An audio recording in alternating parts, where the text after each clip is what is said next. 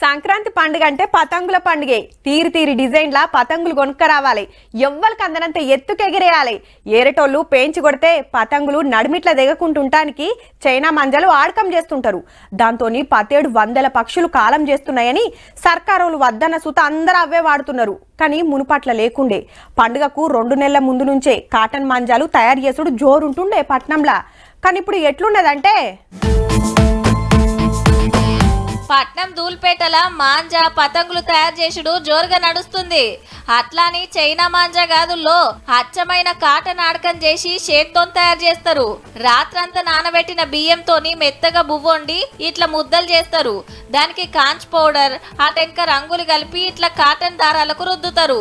ఇట్లా ఎన్ని కోటింగ్లు వేస్తే అంత గట్టిగా ఉంటది. దాన్ని బట్టి రేటు సుతా అలాగుంటది.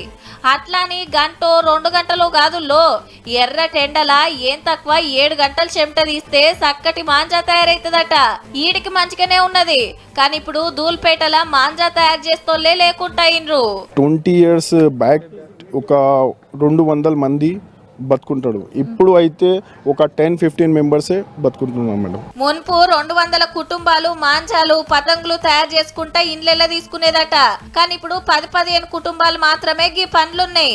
అంతా చైనా మాంజా పుణ్యమే. కాటన్ మాంజాల కంటే చైనా మాంజాలు జరంత గట్టిగా ఉంటాయి. ఎందుకంటే అవిటిని గాజు పొడి పూసిన నైలాన్ తాడుతో తయారు చేస్తారు. పేంచి కొడితే అవతలోళ్ళ పతంగి ఉత్తగానే తెగిపోతుంది. వీళ్ళ పతంగి పైకి పోతుంది. కాబట్టి అందరు చైనా మాంజాలకు ఎగబడుతుండే వరకు కాటన్ మాంజాలకు గిరాకీ తగ్గింది. గిరాకీ లేనప్పుడు ఇంత చెమట తీసి ఏం ఫాయిదా అని ఏరే పనులు చేసుకుంటున్నారు అన్నట్టు.